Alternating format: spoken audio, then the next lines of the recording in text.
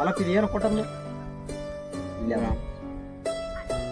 ಇದು ಹಸಿದಾಗ ಸಿಗದ ಅನ್ನ ಅಂದ್ರೇನು, ಹಸುವಾದಾಗ ಮನುಷ್ಯನಿಗೆ ಟೈಮಿಗೆ ಸಿಗಲಾರ್ದಂತ ಒಂದು ಊಟ, ಆ ರೀತಿ ದಣಿವಾದಾಗ ಸಿಗದ ನೆರಳು ಅಂದ್ರೆ ವಿಶ್ರಾಂತಿ ಪಡಿಬೇಕಾದ್ರೆ ಸರಿಯಾಗಿ ಸಮಯಕ್ಕೆ ಆಗ್ಲಾರ್ದಂತ ಸಂದರ್ಭ ಅಂದ್ರೆ ಚಲೋ ಅದು.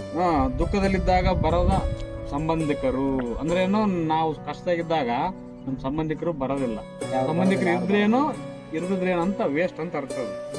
ಕಷ್ಟದಲ್ಲಿದ್ದಾಗ ಬರದೇ ಇರೋ ಒಂದು ಸ್ನೇಹಿತರು, ನಾವು ಫ್ರೆಂಡ್ ಅಂತ ಹೇಳ್ಕೊಂತೀವಲ್ಲ, ಫ್ರೆಂಡು ಕಷ್ಟದಾಗಿದ್ದಾಗ ಬರ್ಬೇಕು, ಹೆಲ್ಪ್ ಮಾಡ್ಬೇಕು, ಇಲ್ಲ ಒಂದು ಏನೋ ಒಂದು ಶಾಂತವಾಗಿ ಹೇಳ್ಬೇಕು, ದಾರಿ ತೋರಿಸ್ಬೇಕು, ಆ ರೀತಿ ಒಂದು ಸಪೋರ್ಟಿವ್ ಆಗಿ ನಿಲ್ಬೇಕಂತ ಏನಪ್ಪ ಅದು ಹೇಳ್ಯಾರ.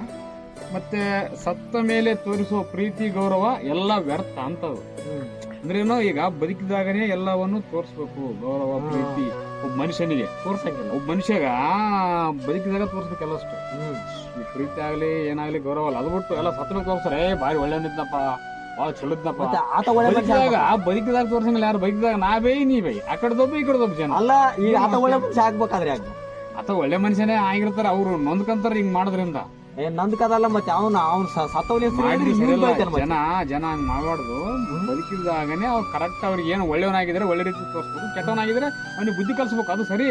ಆದ್ರೆ ಎಲ್ಲರಿಗೂ ಒಂದೇ ತರ ಮಾಡ್ತಾನೆ, ನೀನು ಒಂದೇ ತರ ತಕಡೆ ಹೋಗಕ್ಕ ಆಗಂಗಿಲ್ಲ. ಅಂತವ್ರು ಇರ್ಬೋದು, ಬಟ್ ಅಂತವ್ರ ಬಗ್ಗೆ ಹೇಳಿದ್ದು, ಒಳ್ಳೆಯವ್ರ ಬಗ್ಗೆ ಮಾತ್ರ ಹೇಳ್ಯಾರ. ಕೆಟ್ಟವ್ರ ಬಗ್ಗೆ ಯಾಕೆ ಹೇಳ್ಕೊತಾರ? ಅವ್ರು ಕೆಟ್ಟವ್ರು ಹೆಂಗಿರು ಹೋಗಿ ಹೋಗ್ತಾರ, ಅವ್ರ ಪಾಡಿಗೆ ಅವ್ರು ಇರ್ತಾರ, ಅವ್ರು ಆರಾಮಿರ್ತಾರ ಯಾವಾಗ್ಲೂ. ಪಾಪಿಗಳು ಚಿರಾಯು ಅಂತ ಅರ್ಥ ಆಯ್ತಾ?